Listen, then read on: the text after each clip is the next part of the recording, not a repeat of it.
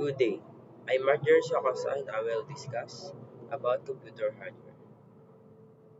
So, why computer matters today? So, bakit nga ba mahalaga ang mga computer sa panahon ngayon? So, pinapanawanag dito na ang computer ay hindi lang isang simpleng tool. Ito rin ang backbone ng communication, banking, healthcare, education, at entertainment. Halos lahat ng modern system mula sa online shopping hanggang sa hospital equipment ay nakaasa sa computing power. Kaya masasabi na ang computer ay core infrastructure ng ating society. So, from room size to pocket size. So, dito makikita ang evolution ng computers. Noong una, sobrang laki at mahal. Ginagamit lang sa military at research. Habang tumatagal, naging mas maliit, mas mabilis at mas affordable. Ngayon, ang smartphone sa bulsa ay mas powerful pa kaysa early computers. Pinapakita nito na ang progress ay hindi lang size, kundi sa accessibility at efficiency. So, for computing revolution. So, ito ang review ng apat na major eras sa computing history. Mechanical era, vacuum tube era, transistor era, integrated circuit, and microprocessor era. Bawat era ay may malaking breakthrough na nagbago sa direksyon ng technology. So, magsimula tayo sa mechanical computing era from 18,000s to 1930s.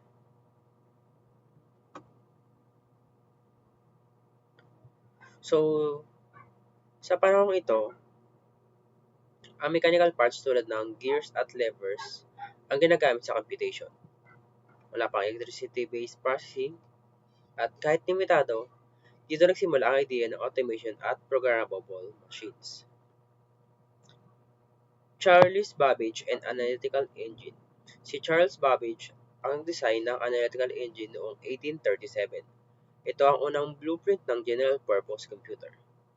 May concept na ito ng processor, mill, at memory or store. Si Ada Lovelace naman ang gumawa ng unang algorithm para dito. Kaya siya ang kinikilalang first computer programmer. Charles Babbage background. Dito mas pinapaliwanag kung bakit mahalaga si Charles Babbage.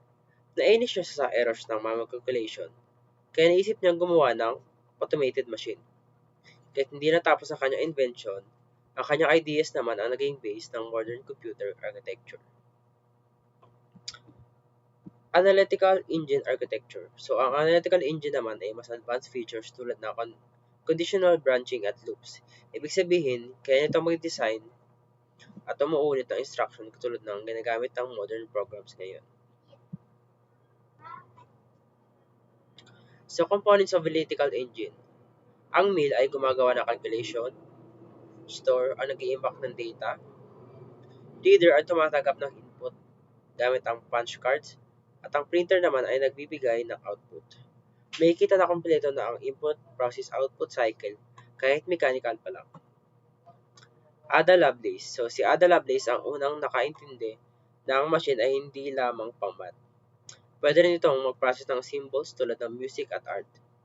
Visionary siya dahil nakita niya ang future potential na computing. Next is vacuum tube era from 1940s to 1950s. Sa era na ito ay naging electronic computers. Gumamit sila ng vacuum tubes bilang switches. Mas mabilis kaysa mechanical systems pero sobrang laki, mainit at energy consuming. Here naman as unang pinakilala ang ENIAC, which na ang first fully electronic general purpose computer. Ginagamit sa World War II para sa military calculation. Kaya nito mag-compute ang libo-libong operations per second para magmano-mano ng program sa pamamagitan ng wiring.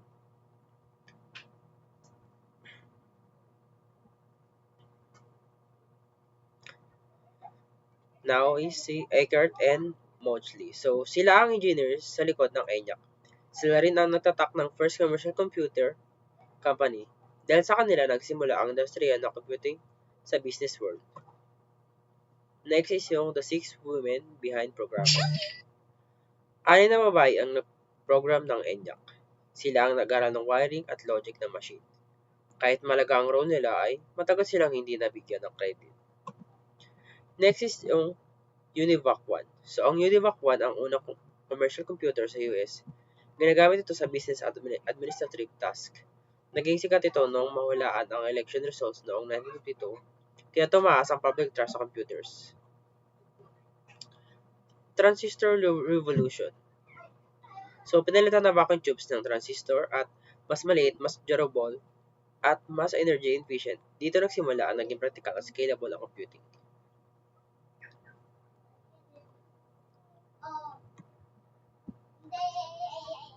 So, inventors of the transistor. So, ang transistor ay naibento sa Bell Labs. Ito ang nabigitaan sa pag-develop ng mas compact at reliable systems. Dito nagsimula ang rise ng semiconductor industry. Next naman ay ang IBM 1401. So, isa ito sa pinaka-successful business na computers. Ginagamit sa payroll at inventory. Dahil dito, naging standard ang computer sa corporate environment. Grace Hopper. Sino nga ba si Grace Hopper? So, si Grace Hopper ay ang nag-develop na compiler at tumulong sa paggawa ng COBOL. Dahil dito, naging mas madali ang programming dahil English-like na ang commands. Next sa integrated circuit and microprocessor era. So, pinagsama ang maraming transistor sa isang silicon chip. Ito ang nagpaliit at nagpamura na computers, kaya naging possible ang personal computers. Sunod ay ang integrated circuit or IC ay ang base ng modern electronics. Dahil dito naging mas compact at mas powerful ang device habang bumababa ang production cost. Intel 4004. So, ito ang unang microprocessor na nag-integrate ng CPU sa isang chip. Tinatawag ito computer on a chip. Dito nagsimula ang mass production ng processors. The Apple II. So, isa ito sa unang personal computers na naging successful sa market. Dinala nito ang computing sa homes at schools. Naging simula ito ng PC revolution. GUI or Graphical User Interface. So, ang GUI ang nag-introduce ng icons, windows at mouse. Mas naging user-friendly ang computer dahil hindi na kailangan mag-type ng complex commands. Current technologies and applications. Transistor slide ito at napunta sa modern hardware system at real application. Modern CPU technologies. Ang modern CPUs ay mas hybrid cores, performance at efficient cores. May AI accelerators na rin para sa machine learning task. Hindi lang speed ang focus kundi power efficient. Memory evolution, DDR and advanced architectures. DDR5 RAM na ang current standard. Mas mataas ang bandwidth at mas efficient. May ECC para maiwasan ng data corruption lalo na sa enterprise system. Storage revolution, the SSD era. So, SSD ang pumalit sa HDD dahil mas mabilis at mas reliable. Mas mabilis mag-boot at mag-load ng applications. Essential dito sa modern workflows tulad ng 4K editing. Specialized hardware, GPUs, and AI accelerators. Ang GPU ay hindi lang pang-gaming. Ginagamit ito sa AI training, simulation, at scientific research. May specialized cores na para sa machine learning. Next is the connectivity, modern interfaces, and standards. Modern system na may high-speed port tulad ng USB 4 at PCIe 5.0, may Wi-Fi 7 at Bluetooth 5.3 para sa faster wireless connection. Mas seamless na ang integration ng mga devices. System integration and component interconnection. So, motherboard, the central nervous system. So, ang motherboard, ang central board na nag-uugnay sa CPU, RAM, storage, at expansion cards. Kung wala ito, ay hindi magko-communicate ang parts ng computer.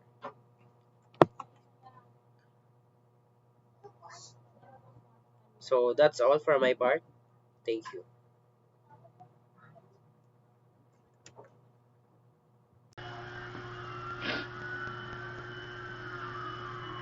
Ngayon naman is talakayin natin yung system integration and components and interconnection.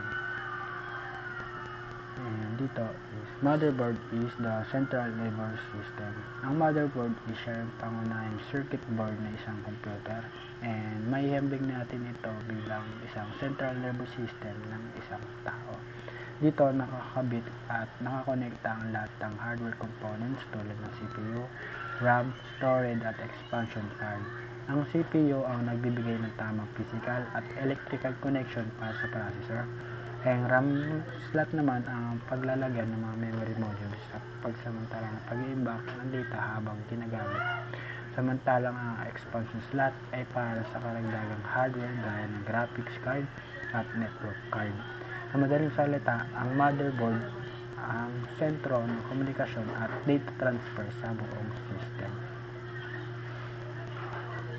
Next naman natin is yung chipset, function, and evolution. Ang chipset ang namamahala sa komunikasyon sa pagitan ng CPU at iba pang peripheral devices. Noong legacy architecture, mayroon tayong dalawa, which is yung North Bridge at yung South Bridge, na magkawalay ang kanilang tungkulin. Ang North Bridge ang humahawak sa CPU, RAM, GPU, communication, habang ang South Bridge naman sa input-output devices. And sa modern hub architecture is pinagsama at pinasimple ang disenyo para mas mabilis at mas efficient ang data flow. Ngayon, maraming mga modern CPUs ang direktang nakakonect sa memory at GPU upang maiwasan ang bottleneck. Dahil dito, mas bumibilis at nagiging stable ang performance ng ating computer. Next naman natin is yung BIOS, UEFI hardware initialization. Ang BIOS at UEFI ay ang firmware na unang gumagana kapag binuksan ang ating computer. Sila ang nagsasagawa ng mga power on, set, test o post upang tiyakin ng maayos ang lahat ng hardware bago mag-load ang isang operating system. Dito rin maaaring baguhin ang hardware setting tulad ng bootload, clock speed, voltage, and ang BIOS is siya yung nagsisilbing tulay mula sa hardware papunta sa operating system. Kung wala ito is hindi tayo makakapag-boot ng maayos ng isang sistema.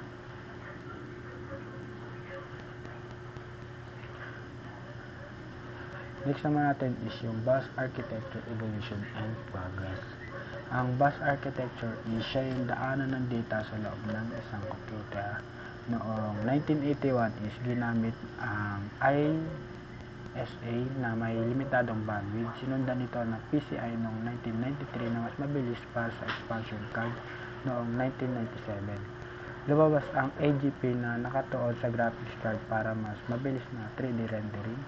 And pagdating ng 2004 is laging standard ang PCIe na gumagamit ng point-to-point serial connection para mas mataas ang bandwidth at performance. Pinapakita nito kung papaano patuloy na umuunlad ang ating data transfer technology. Next, PCIe generation, bandwidth evolution. Ang PCIe ay patuloy na umuunlad at halos nagdodoble ang bandwidth sa bawat bagong generation. Ang PCIe 3.0 ay suporta sa modern gaming at workstation application. Ang PCIe 4.0 naman ang nagiging mahalaga para sa NVMe SSD at high-performance GPU. Sumunod ang PCIe at 6.0 na ginagamit sa data center at AI computing dahil sa napakataas na throughput nito. Pinapakita nito habang lumalaki ang demand ng application is kailangan sumasabay ang hardware sa bilis at capacity ng data transfer.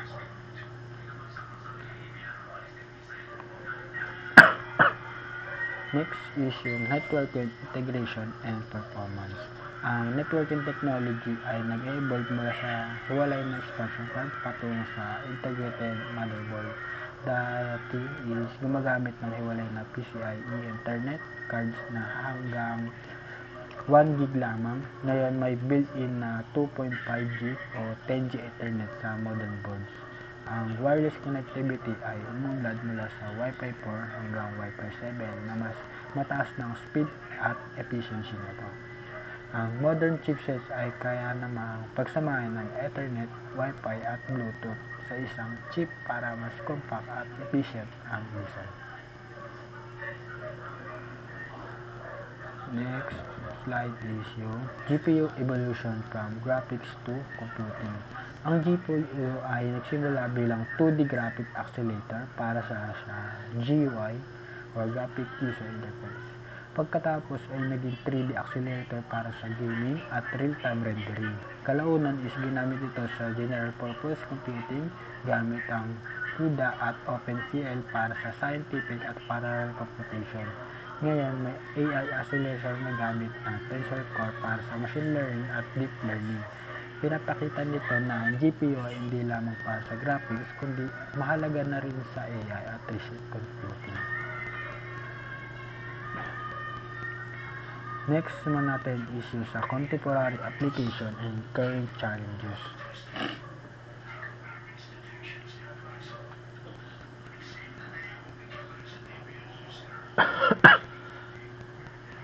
Dito is yung hardware application categories. Ang hardware system ay may iba't ibang application categories sa edge computing. Ginagamit ang mga Raspberry Pi, Internet of Things sensor para sa localized processing. Sa consumer system naman, kabilang ang gamit ng PCs, laptop, sa enterprise at data center, ginagamit ang server rack at storage array para malaking operation. Samantalang ang high-performance computing ay ginagamit sa supercomputer at research cluster para sa complex simulation. Pinapakita na ang lawak ng gamit ng computer system sa iba't ibang industry.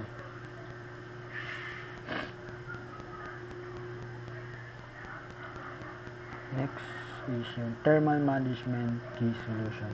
Habang lumalakas ang CPU at GPU, is tumataas din ang init na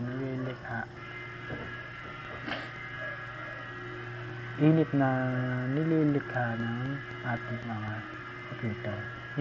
Hindi na sapat ang air cooling para sa mga high density processor. Ginagamit ang vapor chamber para pantayan ang distribution ng init.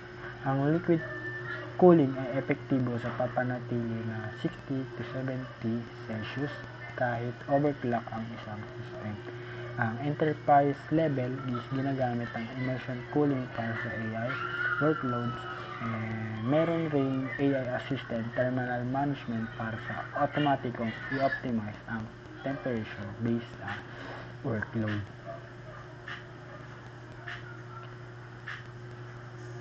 Next is yung power efficiency crisis. Lumalaki ang konsumo ng data center sa kuryente dahil sa pagdami ng AI application. Halos 80% ng enerhiya ay napupunta sa computing at cooling system.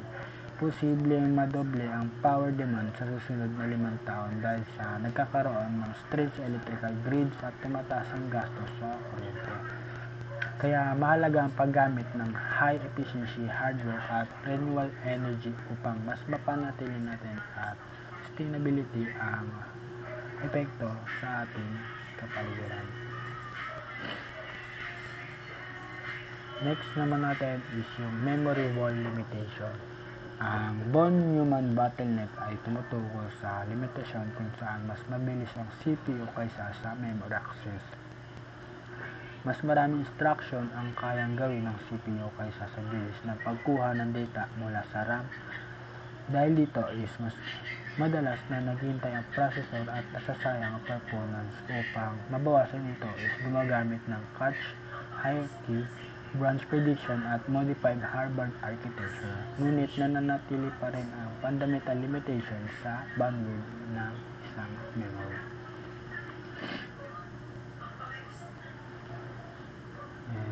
Physical scaling limit. Ang semiconductor manufacturing ay pagpapalapit ng atomic scales sa 3 nm at 2 nm nodes. Is nagkaroon ng quantum tunneling kung saan tumatagas ang electron sa barrier, tumataas din ang gastos sa bawat bagong process node. Dahil dito is hindi sapat ang simpleng pagpalit ng transistor. Mas nakatuon na ngayon ang industriya sa multi-core design at special processor para sa AI at iba pang workloads.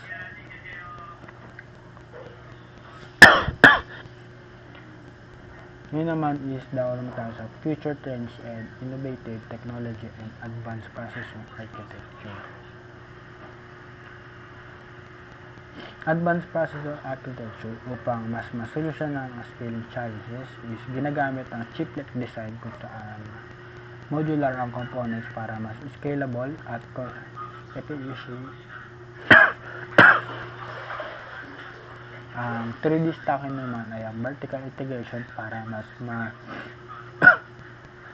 mapataas ang performance at mabawasan ang power consumption.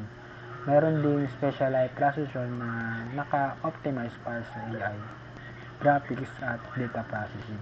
Ipinapakita dito na innovation ay hindi lamang sa laki ng transistor kundi sa architectural design. Next is yung quantum computing fundamentals. Ang classical computers ay gumagamit ng bits na 0 at 1. Ang quantum computer naman ay ang gumagamit ng mga qubits na may superposition at entanglement. Dahil dito is kaya nilang mag-explore ng maraming solusyon na sabay-sabay. Noong 2025 is nagkaroon tayo ng milestone kung saan napatunayan ng practical quantum advantage sa ilang real-world problems. Pinapakita nito na quantum computing ay hindi lamang theoretical kundi papunta na sa practical na application.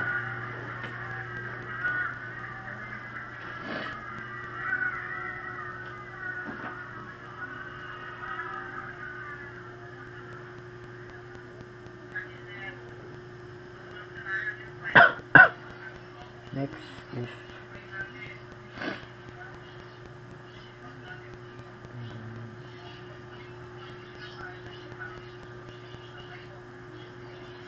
next naman natin itong neurocomputing brain spire. Ang neurocomputing ay ginagaya ang paraan ng pagpaproseso ng human brain na gumagamit lamang ng high kumulang 20 watts. Ganitong chips ay event-driven at mas energy efficient kumpara sa traditional GPUs. Ang mga halimbawa ay ang TrueNorth at Lori. Ang ganitong teknolohiya ay ideya para sa edge AI at battery power devices dahil sa napakababang power consumption nito. Next is yung neuroformic impact by 2025. Sa 2025, ang neuroform ay ginagamit na healthcare, robotics at smart cities kaya nito magproseso ng streaming data tulad ng video, sensor input ng real time. Mas mabilis ang MRI analysis at epektibo ang smart prosthetics. Pinapakita nito na ang brain spire computing ay mas malaking epekto sa iba't ibang industry. Next is yung post-silicon material research. Dahil nga sa pagpapalapit ng limitasyon ng silicon, pinag-aaralan ang buong materials tulad ng graphene at carbon nanotube. Ang photoprocessor ay gumagamit ng ilaw salit na electrons upang mabawasan ang init, samantalang ang spintronics ay gumagamit ng electrons spin para mas mapataas ang information density. Ang hinahanap na computing ay maaaring nakasalalay sa bagong materials nito. Doon lang tayo nagtatapos. Maraming salamat sa pakikinig.